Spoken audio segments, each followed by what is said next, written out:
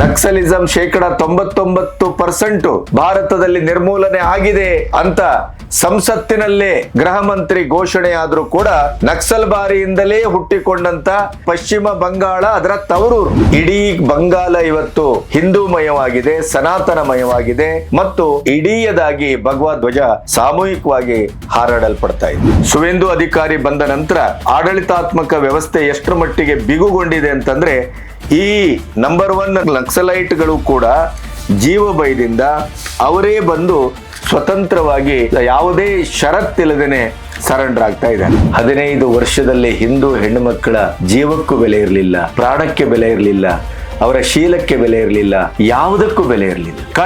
ಕಂಡಲ್ಲಿ ಅವರನ್ನ ಅತ್ಯಾಚಾರ ಮಾಡಲಾಯಿತು.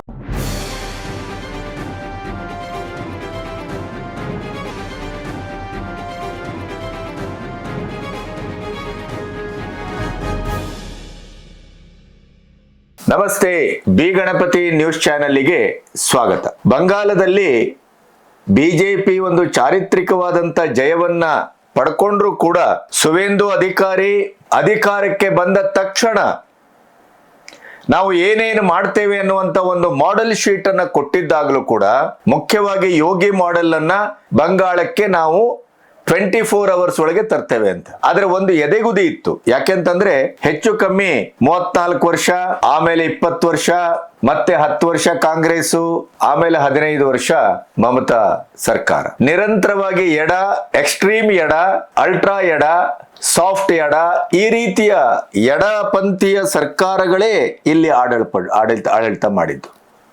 ಆಮೇಲೆ ಗೂಂಡಾಗಿರಿ, ರಕ್ತಪಾತ, ಅದು ನಿತ್ಯ ನಿರಂತರ. ಸ್ವತಂತ್ರ ಭಾರತದಲ್ಲಿ ಬಂಗಾಳಕ್ಕೆ ದಕ್ಕಿದ ಇಲ್ಲಿವರೆಗಿನ ಆಡಳಿತದಲ್ಲಿ ಗೂಂಡಾಗಿರಿ, ರಕ್ತಪಾತ, ಎಡಪಂಥ, ಸನಾತನ ಧರ್ಮದ ಮೇಲೆ, ಹಿಂದೂಗಳ ಮೇಲೆ ನಿರಂತರ ದಾಳಿ. ಈ ದಾಳಿ ಕೇವಲ ಜನರ ಗುಂಪುಗಳ ಮಧ್ಯೆ ಆಗಿದ್ರೆ ಬೇಸರ ಇರಲಿಲ್ಲ, ಆಡಳಿತಾತ್ಮಕ ವ್ಯವಸ್ಥೆಯ ಮೂಲಕವೇ ಆಯ್ತು. ಅದು ಜ್ಯೋತಿ ಬಸು ಇರಬಹುದು, ಭಟ್ಟಾಚಾರ್ಯ ಇರಬಹುದು, ಕಾಂಗ್ರೆಸ್ ಇರಬಹುದು, ಮಮತಾ ಬ್ಯಾನರ್ಜಿ ಇರಬಹುದು.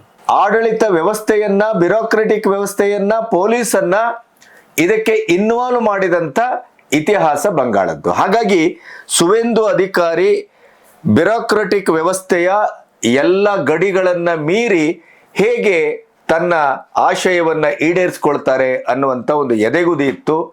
ಆದರೆ ಅವರ ಧೀಮಂತಿಕೆ ಮತ್ತು ಅವರ ಜಾಣತನ ಯಾವ ಮಟ್ಟಕ್ಕಿದೆ ಅಂತಂದ್ರೆ, ಅದೆಲ್ಲವನ್ನ ಕೇವಲ 72 ಗಂಟೆಯಲ್ಲಿ ನಿವಾರಿಸಿದ್ದಾರೆ.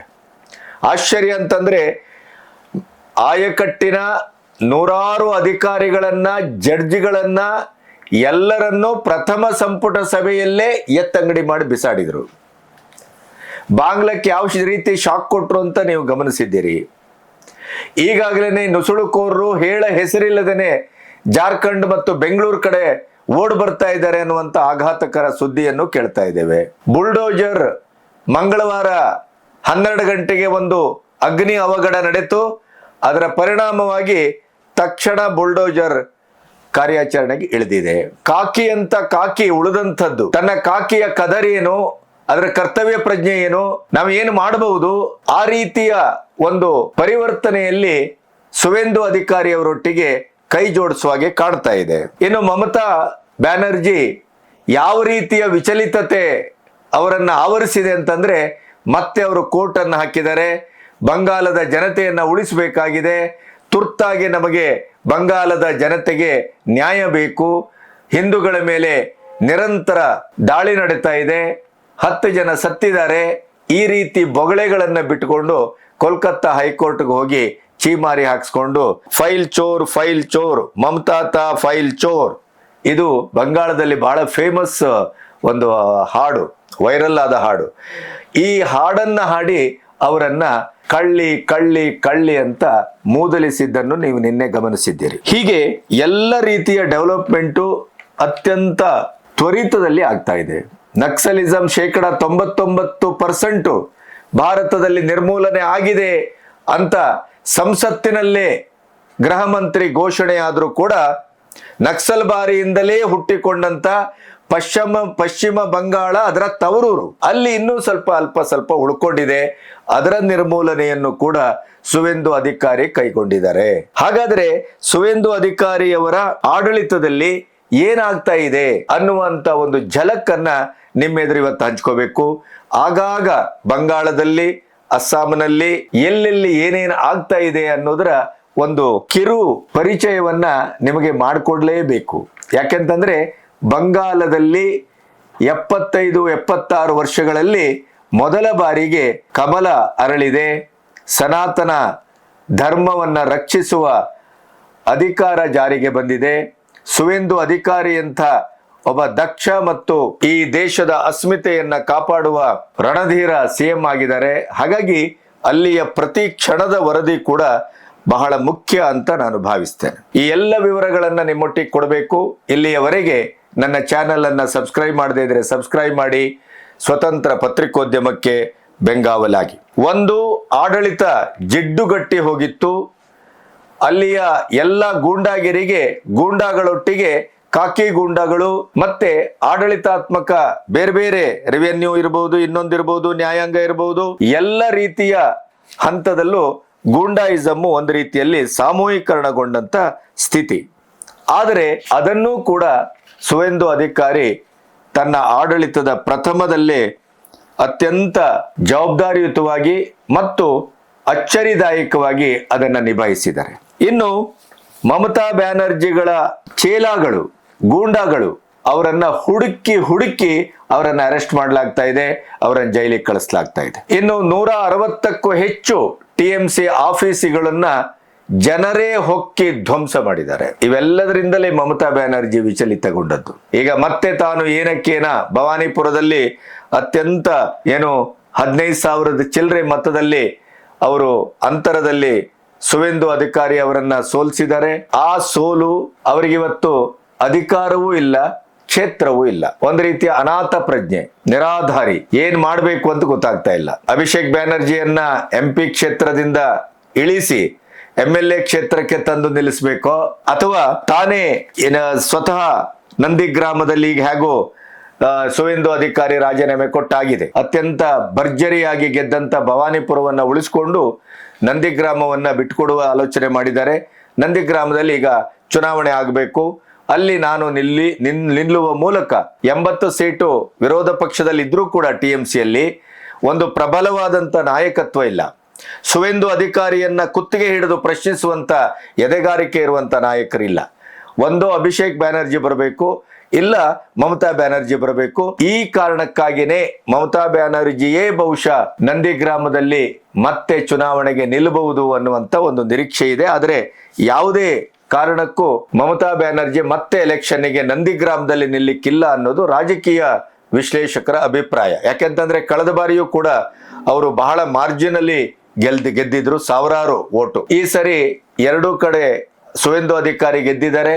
ಭವಾನಿಪುರದಲ್ಲಿ ಹೀನಾಯವಾಗಿ ಮಮತಾ ಬ್ಯಾನರ್ಜಿ ಸೋತಿದ್ದಾರೆ. ಮತ್ತೆ ಆಡಳಿತ ಪಕ್ಷ ಬಿಜೆಪಿ ಇರೋದ್ರಿಂದ ಇಡೀ ಬಂಗಾಲ ಇವತ್ತು ಹಿಂದೂಮಯವಾಗಿದೆ, ಸನಾತನಮಯವಾಗಿದೆ ಮತ್ತು ಇಡೀಯದಾಗಿ ಭಗವದ್ ಧ್ವಜ ಸಾಮೂಹಿಕವಾಗಿ ಹಾರಾಡಲ್ಪಡ್ತಾ ಇದೆ.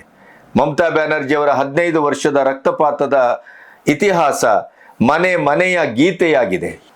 ಬೀದಿಯಲ್ಲಿ ಅದರ ಇಡೀಯದಾದಂಥ ಅಣಕು ಪ್ರದರ್ಶನವೂ ನಡೀತಾ ಇದೆ, ರೋದನೆಯೂ ನಡೀತಾ ಇದೆ.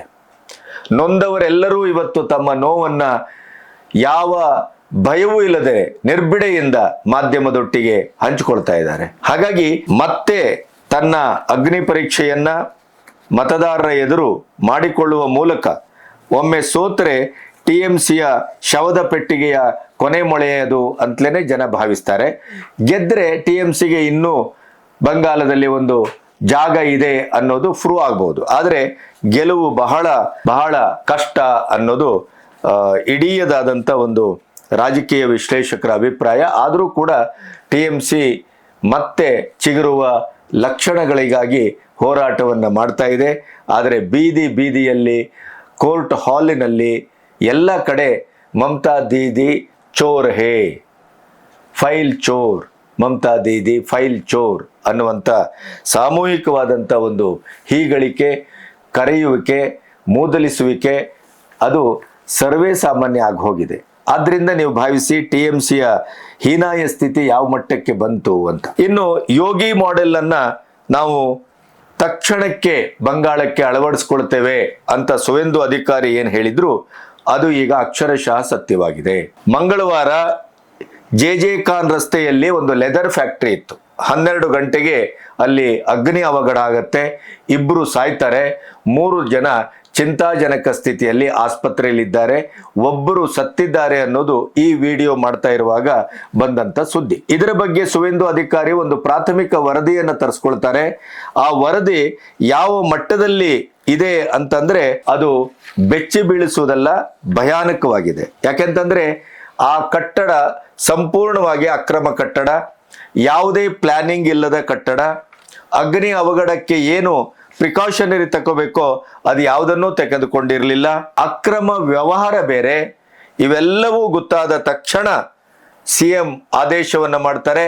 24 ಗಂಟೆಯ ಒಳಗಡೆ ಈ ಜಾಫರ್ ಶರೀಫ್ ಅನ್ನುವಂತ ಓನರ್ಶಿಪ್ನ ಈ ಕಟ್ಟಡವನ್ನ ಮತ್ತು ಈ ಲೆದರ್ ಫ್ಯಾಕ್ಟರಿಯನ್ನ ಸಂಪೂರ್ಣವಾಗಿ ನೆಲಸಮ ಮಾಡಬೇಕು ಅಂತ ಹೇಳ್ತಾರೆ. CAPF ಇನ್ನೂ ಅಲ್ಲೇ ಇದೆ, ನಿಮ್ಗೆ ಗೊತ್ತಿದೆ. 60 ದಿನ ಕೇಂದ್ರ ಭದ್ರತಾ ಪಡೆ ಅಲ್ಲೇ ನೆಲೆಸ್ತದೆ ಅನ್ನೋದನ್ನ ಅಮಿತ್ ಶಾ ಘೋಷಿಸಿದ್ದಾರೆ. CAPF ಪಡೆಯನ್ನ ಸಂಪೂರ್ಣ ಭದ್ರತೆಯನ್ನ ಒದಗಿಸಿ ಆ ಕಟ್ಟಡವನ್ನ ನೆಲಸಮ ಮಾಡಲಾಗಿದೆ. ಈ ಕಟ್ಟಡವನ್ನ ನೆಲಸಮ ಮಾಡಿದ್ದು TMC ಆಫೀಸಿನ ಸಾಮೂಹಿಕವಾಗಿ ಜನ ಧ್ವಂಸ ಮಾಡ್ತಾ ಇರುವಂತದ್ದು.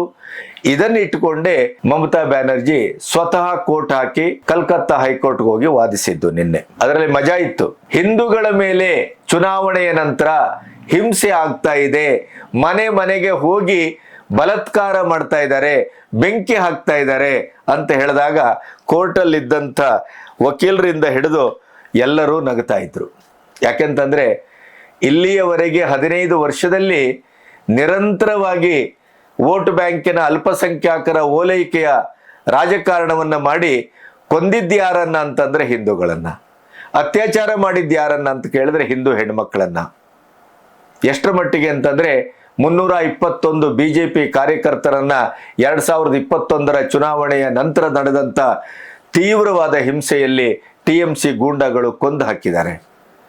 ಅದಕ್ಕಿಂತ ಭೀಕರವಾದದ್ದು BJP ಕಾರ್ಯಕರ್ತರ ಮಧ್ಯ ವಯಸ್ಸಿನ ತಾಯಂದಿರನ್ನ ಬೀದಿಯಲ್ಲಿ ಕೊಚ್ಚು ಹಾಕಿದ್ದು. ದೇವಸ್ಥಾನಗಳಿಗೆ 15 ವರ್ಷಗಳ ಕಾಲ ಬೀಗ ಹಾಕಿದ್ದು. ಶಾಲೆಗಳನ್ನ TMC ಕಾರ್ಯಕರ್ತರು ಗೂಂಡಾಗಳು ವಶಪಡಿಸ್ಕೊಂಡು ಬಾರ್ ಮಾಡಿಕೊಂಡದ್ದು. 1 2 ಎಷ್ಟು ಬೇಕು ನಿಮಗೆ? ನಕ್ಸಲೀಯರು ಆರಾಮಾಗಿ ಬೀದಿಗಳಲ್ಲಿ, ಪಟ್ಟಣಗಳಲ್ಲಿ, ಕೋಲ್ಕತ್ತಾದ ಶಹರಗಳಲ್ಲಿ ಓಡಾಡ್ಕೊಂಡಿದ್ರು. ಎಲ್ಲೋ ಯೋಚನೆ ಮಾಡಿ ನೀವು. ಬಾಂಗ್ಲಾ ಗಡಿಗೆ ಬೇಲಿ ಹಾಕ್ತೇವೆ ಅಂತಂದ್ರೆ ಅದಕ್ಕೆ ನೆಲ ಕೊಡದೆ ಇದ್ದಂಥದ್ದು. ನುಸುಳುಕೋರರ ಬಗ್ಗೆ ಯಾವುದೇ ಕಾಯಿದೆ ಕಾನೂನು ತಂದ್ರು ಅದನ್ನ ನೆಲಕ್ಕೆ ಇಳಿಸದೇ ಇರುವಂಥದ್ದು. ಇಂಥ ಒಂದು ಪರಿಸ್ಥಿತಿಯಲ್ಲಿ 15 ವರ್ಷ ನಿರಂಕುಶ ಪ್ರಭುತ್ವದ ಒಂದು ರಕ್ತಸಿಕ್ತ ಇತಿಹಾಸವನ್ನ ಬೆನ್ನಿಗೆ ಕಟ್ಟಿಕೊಂಡು ಆಡಳಿತ ಮಾಡಿದಂಥ ಇದೇ ಮಮತಾ ಬ್ಯಾನರ್ಜಿ ನಿನ್ನೆ ಕೋರ್ಟ್ಗೆ ಹೋಗಿ ಹಿಂದೂಗಳ ರಕ್ಷಣೆಗೆ ಅಲ್ಲಿ ಬೇಡ್ಕೊಳ್ತಾರೆ. ತುರ್ತಾಗಿ ನಮಗೆ ಇಡೀದಾಗಿ ಬಂಗಾಲದ ಜನಗಳ ರಕ್ಷಣೆಗೆ ನೀವು ನಮ್ಮ ಬೆನ್ನಿಗೆ ನಿಲ್ಲಬೇಕು, ಆರ್ಡರ್ ಮಾಡಬೇಕು, ನಮಗೆ ಜನರಕ್ಷಣೆಗೆ ಒಂದು ಅವಕಾಶ ಕೊಡಬೇಕು ಅಂತ ಅಲ್ಲಿ ಬೇಡ್ಕೊಳ್ತಾರೆ. BJP ಚುನಾವಣೆಯ ನಂತರ ಇಡೀ ಬಂಗಾಲದಲ್ಲಿ ಹಿಂಸಾಚಾರ ಮಾಡ್ತಾ ಇದೆ ಅಂತ ಹೇಳ್ತಾರೆ. ಎಲ್ಲಿ FIR ಆಗಿದೆ, ದಾಖಲೆ ಕೊಡಿ ಅಂತ ಕೋರ್ಟ್ ಕೇಳಿದ್ರೆ FIR ಮಾಡ್ಲಿಕ್ಕೂ ಪೊಲೀಸರನ್ನ ಬಿಡ್ತಾ ಇಲ್ಲ. ಇವರದೇ ಪೊಲೀಸರು, ಇವರದೇ ಎಂಜಲ ನಾಯಿಗಳು, ಇವರ ಗೂಂಡಾಯಿಸಮ್ನ ಭಾಗಿಗಳವರು. ಮಮತಾ ಬ್ಯಾನರ್ಜಿ ಇವತ್ತಿಗೂ ಕೂಡ ಮಮತಾ ಬ್ಯಾನರ್ಜಿ ಅವರ ಮಾತನ್ನ ಕೇಳುವ ಪೊಲೀಸ್ ವ್ಯವಸ್ಥೆಯಲ್ಲಿ ಜಾರಿಯಲ್ಲಿದೆ. ಆದರೆ ಇವತ್ತು ಮಮತಾ ಬ್ಯಾನರ್ಜಿ ಅವರ ಬೃಹನ್ನಾಟಕ ಹೇಗಿದೆ ಅಂತಂದ್ರೆ ಇಡೀ ಬಂಗಾಲದ ಜನಗಳ ರಕ್ಷಣೆಗೆ ಅವರು ವಕೀಲಿಕೆಯನ್ನ ಮಾಡ್ತಾ ಇದ್ದಾರೆ. ಇಡೀ ಜನ ಸ್ತೋಮ ಬಿದ್ದು ನಗಾಡ್ತಾ ಇದೆ ಈ ವ್ಯಂಗ್ಯವನ್ನ. ಸೊ CM ಆರ್ಡರ್ ಆಗುತ್ತೆ, ಲೆದರ್ ಫ್ಯಾಕ್ಟರಿ ನೆಲಸಮ ಆಗಿದೆ. ಇನ್ನು ಮತ್ತೆ ತಕ್ಷಣ ಅವರು ಇನ್ನೊಂದು ಕೆಲಸವನ್ನು ಮಾಡಿದ್ದಾರೆ. ಸುವೇಂದು ಅವರು ಅಲ್ಲಿಯ ನಗರ ಪಾಲಿಕೆಗೆ ಒಂದು ಆರ್ಡರ್ ಅನ್ನು ಪಾಸ್ ಮಾಡಿದ್ದಾರೆ. ಯಾವ್ಯಾವ ಕಟ್ಟಡ, ಯಾವ್ಯಾವ ಬಿಲ್ಡಿಂಗ್ಗಳು ಅಕ್ರಮವಾಗಿದೆ, ಕಾನೂನು ಬಾಹಿರವಾಗಿದೆ, ಅದರ ಲಿಸ್ಟ್ ಕೊಡಿ ಅಂತ ಕೇಳಿದ್ದಾರೆ. ಪ್ರಾಯಶಃ ಆ ಲಿಸ್ಟ್ ತಕ್ಷಣ ಅವರ ಕೈಗೆ ಬಂದಿರಲೂಬಹುದು. ಬುಲ್ಡೋಜರ್ ಬೋರ್ಗರೆತ ನಿತ್ಯ ನಿರಂತರ ಆಗತ್ತೆ ಅನ್ನೋದ್ರ ಬಗ್ಗೆ ಯಾವುದೇ ಸಂಶಯ ಬೇಡ.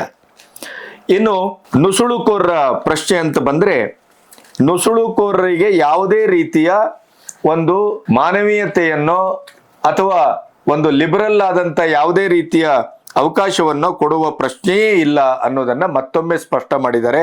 ನುಸುಳುಕೋರರನ್ನ ಹುಡುಕಿ ಅವರನ್ನ ಹೊರಗಟ್ಟುವ ಕೆಲಸ ನಡೀತಾ ಇದೆ. ತಮಾಷೆ ಅಂತಂದ್ರೆ ನುಸುಳುಕೋರರನ್ನ ಹುಡುಕೋದು ಬೇಡ, ಅವರೇ ಜಾಗ ಖಾಲಿ ಮಾಡಿ ಅವರು ಓಡೋಗ್ತಾ ಇದ್ದಾರೆ.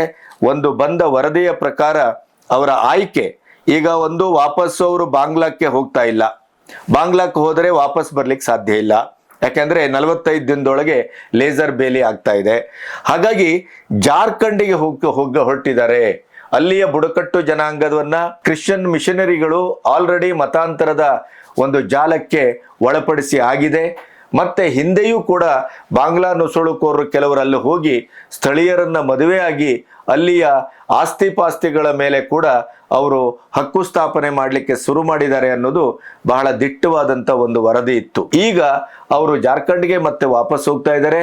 ಅದರ ಜೊತೆಗೆ ಬೆಂಗಳೂರಿನಲ್ಲಿ ಅಂದ್ರೆ ಇಲ್ಲಿ ಕಾಂಗ್ರೆಸ್ ಸರ್ಕಾರ ಇರೋದ್ರಿಂದ ಬೆಂಗಳೂರಿಗೆ ತಂಡೋಪತಂಡವಾಗಿ ಬಾಂಗ್ಲಾ ನುಸುಳುಕೋರರು ಬಂಗಾಲದಿಂದ ನುಗ್ಗುತ್ತಾ ಇದ್ದಾರೆ ಅನ್ನುವಂತ ಆಘಾತಕಾರಿ ವರದಿ ಕೂಡ ಬರ್ತಾ ಇದೆ.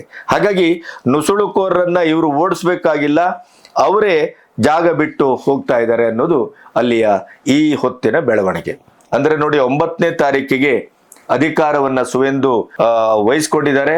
ಇವತ್ತು 15ನೇ ತಾರೀಕು, ಅಂದ್ರೆ ಒಂದು ಹೆಚ್ಚು ಕಮ್ಮಿ 6 ದಿನದ ಒಳಗಡೆ ಎಂಥ ಬದಲಾವಣೆಗಳನ್ನ ಬಂಗಾಲದಲ್ಲಿ ತಂದಿದ್ದಾರೆ ಅಂತಂದ್ರೆ ನೀವು ಯಾರು ನಿರೀಕ್ಷೆ ಮಾಡಲಿಕ್ಕೆ ಸಾಧ್ಯ ಇಲ್ಲ. ಇನ್ನು ನಕ್ಸಲೀಯರ ಬಗ್ಗೆ ತೀರಾ ಕಠಿಣವಾದಂತ ಒಂದು ಆಪರೇಷನ್ ಅನ್ನ ಕೈಗೊಳ್ಳಲಿಕ್ಕೆ ಅವರು ಮುಂದಾಗಿದ್ದಾರೆ. ಅದರ ಹಿನ್ನೆಲೆ ಅನ್ನೋ ಹಾಗೆ ಶ್ರದ್ಧಾ ಬಿಸ್ವಾಸ್ ಜಾರ್ಖಂಡ್ ಮೂಲದವರು, ಇವರ ತಲೆಗೆ 15 ಲಕ್ಷವನ್ನ ಜಾರ್ಖಂಡ್ ಸರ್ಕಾರ ಅಲ್ಲಿ ಘೋಷಿಸಿತ್ತು. ಯಾಕಂದ್ರೆ ಜಾರ್ಖಂಡ್ ನಲ್ಲಿ ಇವರ ಮೇಲೆ 23 ಕೇಸ್ ಇದೆ. ಆದ್ರೆ ಇವರು ಬಂಗಾಲದಲ್ಲಿ ಆರಾಮಾಗಿ ತಿರುಗಿಕೊಂಡಿದ್ದಂತ ಹಿರಿಯ ನಕ್ಸಲ್ ಮಹಿಳೆ, ಅಳಿದುಳಿದ ನಕ್ಸಲಿಸಂನ ಕೊನೆಯ ಕೊಂಡಿ ಅಂತ ಕಾಣುತ್ತೆ. ಇವಳನ್ನ ಈಗ ಪೊಲೀಸರು ಬಂಧಿಸಿದ್ದಾರೆ. ಅವರ ಬಂಧನದ ಮೂಲಕ ಅಳಿದುಳಿದ ನಕ್ಸಲಿಗರ ಮೇಲೆ ತೀವ್ರವಾದಂತ ಒಂದು ಆಪರೇಷನ್ ಕಾರ್ಯಾಚರಣೆಯನ್ನ ಸುವೇಂದು ಅಧಿಕಾರಿ ಕೈಗೊಂಡಿದ್ರಿಂದ ಹಿರಿಯ ನಕ್ಸಲ್ವಾದಿ ಮಾದಾಯಿ ಪಾತ್ರ ಅವರ ಮೇಲೂ ಕೂಡ ಬಹಳಷ್ಟು ಕೇಸ್ಗಳಿದೆ. ಮತ್ತೆ ಇವರು ಜಾರ್ಖಂಡಿನ ಕಾಡಿನಲ್ಲಿ ತಲೆಮರೆಸ್ಕೊಂಡಿದ್ರು. ಬಂಗಾಲದಿಂದ ಇವರ ಮೇಲೆ ಕೇಸ್ ಇದೆ. ಇವರು ಈಗ ಜೀವ ಭಯದಿಂದ ಎಷ್ಟರ ಮಟ್ಟಿಗೆ ತತ್ತರಿಸಿ ಹೋಗಿದ್ದಾರೆ ಅಂದ್ರೆ, ನನ್ನನ್ನ ಕೊಲ್ಲಬೇಡಿ, ನಾನು ಬದುಕಬೇಕು, ನಾನು ಸರೆಂಡರ್ ಆಗ್ತೇನೆ ಅಂತ ಹೇಳಿ ಬಂದು ಸರೆಂಡರ್ ಆಗಿದ್ದಾರೆ. ಅಂದ್ರೆ ಬಂಗಾಳದಲ್ಲಿ ಸುವೇಂದು ಅಧಿಕಾರಿ ಬಂದ ನಂತರ ಆಡಳಿತಾತ್ಮಕ ವ್ಯವಸ್ಥೆ ಎಷ್ಟರ ಮಟ್ಟಿಗೆ ಬಿಗುಗೊಂಡಿದೆ ಅಂತಂದ್ರೆ, ಈ ನಂಬರ್ 1 ನಕ್ಸಲೈಟ್ಗಳು ಕೂಡ ಜೀವ ಭಯದಿಂದ ಅವರೇ ಬಂದು ಸ್ವತಂತ್ರವಾಗಿ ಯಾವುದೇ ಷರತ್ತಿಲ್ಲದೇನೆ ಸರೆಂಡರ್ ಆಗ್ತಾ ಇದ್ದಾರೆ. ಹಾಗಾಗಿ TMC ಗೂಂಡಾಗಳನ್ನ ಹೆಡೆಮುರು ಕಟ್ಟುವ ಕೆಲಸ ನಿತ್ಯ ನಿರಂತರವಾಗಿದೆ. ಆಡಳಿತದ ಒಳಗಡೆ ಇದ್ದಂತ ಮಮತಾ ಬ್ಯಾನರ್ಜಿ ಅವರ ಎಂಜಲು ಕಾಸಿಗೆ ಕೈ ಒಡ್ಡುತ್ತಾ ಬಾಯಿ ಒಡ್ಡುತ್ತಾ ನಿರ್ವೀರ್ಯತೆಯಿಂದ ಕಾಕಿಯಲ್ಲಿದ್ದೂ ಕೂಡ ಗೂಂಡಾಯಿಸಂ ಮಾಡ್ತಾ ಇದ್ದಂಥವ್ರನ್ನೆಲ್ಲ ಹೊರಗಟ್ಟಲಾಗ್ತಾ ಇದೆ. ಇದ್ದವರನ್ನ ಸುಧಾರಿಸುವ ಕೆಲಸ ನಡೀತಾ ಇದೆ. ಈ 6 ದಿನದಲ್ಲಿ ಬಹುಶಃ ಯಾವುದೇ ಸರ್ಕಾರವು 5 ವರ್ಷಗಳಲ್ಲಿ ಮಾಡಲಿಕ್ಕೆ ಸಾಧ್ಯ ಇಲ್ಲದೆ ಇದ್ದಂಥ ಹಲವು 10 ಕೆಲಸಗಳಿಗೆ ಸುವೇಂದು ಅಧಿಕಾರಿ ಈಗಾಗಲೇ ಚಾಲನೆಯನ್ನು ಕೊಟ್ಟಿದ್ದಾರೆ. ಸಾವಿರಾರು ಕೋಟಿಯ ಹೈವೇ ಕೆಲಸ ಬಾಕಿ ಇದ್ದ ಫೈಲನ್ನ ಆಲ್ರೆಡಿ ಫಸ್ಟ್ ಡೇನೆ ಕ್ಲಿಯರ್ ಮಾಡಿದ್ದಾರೆ. ಹಾಗಾಗಿ ಇವತ್ತು ಭವಾನಿ ನಗರದಲ್ಲಿ ಸುವೇಂದು ಅಧಿಕಾರಿ ಅವರ ವಿಜಯೋತ್ಸವ. ಹಾಗಾಗಿ ಎಲ್ಲ ರೀತಿಯಲ್ಲೂ ಒಂದು ಆ ವಿಜಯೋತ್ಸವಕ್ಕೆ ಬಹಳ ಅರ್ಥಗರ್ಭಿತವಾದಂಥ ನೆಲೆ ದಕ್ಕಿದೆ. ಯಾಕೆಂತಂದ್ರೆ ಏನನ್ನ ಅವರು ಹೇಳಿ ಚುನಾವಣೆಯಲ್ಲಿ ಆರಿಸಿ ಬಂದಿದ್ರು ಆ ಎಲ್ಲ ಅಂಶಗಳನ್ನ UCC ನಿಮ್ಗೆ ಹೇಳಿದ್ದೇನೆ, ಅದರ ಒಂದು ಕಾರ್ಯಾಚರಣೆ, ಅದರನ್ನ ತಕ್ಷಣ ಜಾರಿಗೆ ತರುವಂತ ಕಾಮನ್ ಸಿವಿಲ್ ಕೋಡ್ ಅನ್ನ ಜಾರಿಗೆ ತರುವಂತ ಕೆಲಸವನ್ನು ಕೂಡ ಈಗಾಗಲೇ ಸಂಪುಟ ಸಭೆಯಲ್ಲಿ ಅವರು ತೀರ್ಮಾನ ಕೈಗೊಂಡಿದ್ದಾರೆ. ಹಾಗಾಗಿ ಸುವೇಂದು ಅಧಿಕಾರಿ ಅವರ ಆಡಳಿತದಲ್ಲಿ ಬಂಗಾಳ ಬದಲಾಗ್ತಾ ಇದೆ ಮತ್ತು ಬಂಗಾಳವನ್ನ ಕೊಚ್ಚೆ ನೀರಿಗೆ ಸಮಾನವಾಗಿ ರಕ್ತಪಾತಕ್ಕೆ ಸಮಾನವಾಗಿ, ಗೂಂಡಾಗಿರಿಗೆ ಸಮಾನವಾಗಿ, ಹಿಂದೂಗಳನ್ನ ಒಂದು ತುತ್ತೊತ್ತಿನ ಕೂಳಿನಂತೆ, ಜೀತದ ಆಳಿಗಳಂತೆ, ನಮ್ಮ ಯಾವುದೇ ರೀತಿಯ ಒಂದು ದರ್ಪ ದುರಹಂಕಾರಕ್ಕೂ ಅವರೇ ಈಡಾಗುವುದು ಅನ್ನುವ ರೀತಿಯಲ್ಲಿ ಮುಸ್ಲಿಮೀಕರಣ ಮಾಡಲಿಕ್ಕೆ ಹೊರಟಂತ, ಪ್ರತ್ಯೇಕ ರಾಷ್ಟ್ರ ಅನ್ನುವ ರೀತಿಯಲ್ಲಿ ಮಮತಾ ಬ್ಯಾನರ್ಜಿಯನ್ನು ಆಡಳಿತ ಮಾಡ್ತಾ ಇದ್ರು. ಒಕ್ಕೂಟ ವ್ಯವಸ್ಥೆಗೆ ವಿರುದ್ಧವಾಗಿ ನಿಂತು ಬಂಗಾಳವನ್ನ ಪ್ರತ್ಯೇಕವಾಗಿ ಕಟ್ತೇನೆ ಅನ್ನುವಂಥ ನೆಲೆಯಲ್ಲಿ ಏನು ಹೂಂಕರಿಸ್ತಾ ಇದ್ರು, ಅವೆಲ್ಲವೂ ಇವತ್ತು ನಿಂತು ಹೋಗಿದೆ, ಸ್ಟಾಪ್ ಆಗಿದೆ. TMC ಗೂಂಡಾಗಳು ಜೀವ ಉಳಿಸಿಕೊಳ್ಳುವತ್ತ ಇವತ್ತು ಓಟವನ್ನು ಕಿತ್ತಿದ್ದಾರೆ. ನಿನ್ನೆಯ ಒಂದು ಸಣ್ಣ ಘಟನೆ ಹೇಳಿ ನನ್ನ ಮಾತನ್ನು ಮುಗಿಸ್ತೇನೆ. ನಿನ್ನೆ ಏನು ಬಂಗಾಲದ ಜನರ ರಕ್ಷಣೆಗೆ ಅಂತ ಕರಿಕೋಟನ್ನು ಹಾಕಿ ಹೈಕೋರ್ಟಿಗೆ ಹೋದಂಥ ಮಮತಾ ಬ್ಯಾನರ್ಜಿ ಅವರ ಬಾಯಲ್ಲಿ ಒಂದು ಅದ್ಭುತವಾದ ಮಾತು ಬಂತು. ಬಂಗಾಲದಲ್ಲಿಯ ಹೆಣ್ಣುಮಕ್ಕಳು ಇವತ್ತು ಸುರಕ್ಷಿತವಾಗಿಲ್ಲ, ಮನೆ ಮನೆಗೆ ನುಗ್ಗಿ ಅವರನ್ನ ಬಲಾತ್ಕಾರ ಮಾಡ್ತಾ ಇದ್ದಾರೆ ಬಿಜೆಪಿಯವರು. ನಮ್ಮನೆಯಲ್ಲೂ 12 ವರ್ಷದ ಹೆಣ್ಮಗಳಿದ್ದಾಳೆ, ಅವಳನ್ನು ಅತ್ಯಾಚಾರ ಮಾಡ್ತೇನೆ ಅಂತ ಬೆದರಿಕೆ ಕರೆಗಳು ಬರ್ತಾ ಇದೆ. ಇದನ್ನ ಕೇಳಿ ಇಡೀ ಕೋರ್ಟ್ ಹಾಲು ನಕ್ಕಿತು ಅಂತ ವರದಿಯಾಗಿದೆ. 15 ವರ್ಷದಲ್ಲಿ ಹಿಂದೂ ಹೆಣ್ಣುಮಕ್ಕಳ ಜೀವಕ್ಕೂ ಬೆಲೆ ಇರಲಿಲ್ಲ, ಪ್ರಾಣಕ್ಕೆ ಬೆಲೆ ಇರಲಿಲ್ಲ, ಅವರ ಶೀಲಕ್ಕೆ ಬೆಲೆ ಇರಲಿಲ್ಲ, ಯಾವುದಕ್ಕೂ ಬೆಲೆ ಇರಲಿಲ್ಲ. ಕಂಡಲ್ಲಿ ಅವರನ್ನ ಅತ್ಯಾಚಾರ ಮಾಡಲಾಯಿತು. RJ ಕಾರಲ್ಲಿ ಏನಾಯ್ತು, ಸಂದೇಶ್ ಖಾಲಿಯಲ್ಲಿ ಏನಾಯ್ತು, ಅವರ ತಾಯಿ ಇವತ್ತು ಅದೇ ಗೋಳನ್ನ ಜನರೆದುರು ಇಟ್ಟು ಮೌನವಾಗಿ ಏನನ್ನೂ ಮಾತಾಡದೇನೆ ಇವತ್ತು ಅಧಿಕಾರಕ್ಕೆ ಬಂದಿದ್ದಾರೆ, MLA ಆಗಿದ್ದಾರೆ. ಆದ್ರೆ ಅವರು ಮಮತಾ ಬ್ಯಾನರ್ಜಿ ಅವರ ಕಚೇರಿಗೆ ಸವೆಸಿದ ಚಪ್ಪಲಿಯ ಸಂಖ್ಯೆ ಇದೆಯಲ್ಲ, ಅದನ್ನು ಕೇಳಿದ್ರೆ ನೀವು ಕರಳು ಕತ್ತರಿಸುವಾಗಿ ಅಳ್ತೀರಿ. ಅವರ ಮಗಳು ಯಾವ ರೀತಿಯ ಭೀಭತ್ಸ ಅತ್ಯಾಚಾರಕ್ಕೆ ಒಳಗಾಗಿ ಕೊಲೆಯಾದರು. ಇದೇ TMCಯ ಕಾರ್ಯಕರ್ತರು ಮಾಡಿದ್ದು. ಆದರೆ ಅದರ ಬಗ್ಗೆ ಒಂದೇ ಒಂದು ಚಕಾರವನ್ನು, ನ್ಯಾಯ ಕೊಡಿಸೋದು ಬಿಡಿ, ಒಂದೇ ಒಂದು ಚಕಾರವನ್ನು ಎತ್ತದೇ ಇದ್ದಂಥ ಮಮತಾ ಬ್ಯಾನರ್ಜಿ, ಅವರ ತಾಯಿಯ ಅಹವಾಲಿಗೆ ಕಣ್ಣೆತ್ತಿಯೂ ನೋಡದೇ ಇದ್ದಂಥ ಮಮತಾ ಬ್ಯಾನರ್ಜಿ ಇವತ್ತು ಬಂಗಾಲದ ಹೆಣ್ಣುಮಕ್ಕಳ ಆತ್ಮರಕ್ಷಣೆಯ ಬಗ್ಗೆ, ಜೀವರಕ್ಷಣೆಯ ಬಗ್ಗೆ, ಶೀಲ ರಕ್ಷಣೆಯ ಬಗ್ಗೆ ಕೋರ್ಟ್ಗೆ ಹೋಗಿ ಮಾತಾಡ್ತಾರೆ ಅಂತಂದರೆ ಇದಕ್ಕಿಂತ ವ್ಯಂಗ್ಯ, ಇದಕ್ಕಿಂತ ಒಂದು ಏನು ದುರಂತ ಮತ್ತೆ ಇರಲಿಕ್ಕೆ ಸಾಧ್ಯವೇ ಇಲ್ಲ. ನಮಸ್ತೆ.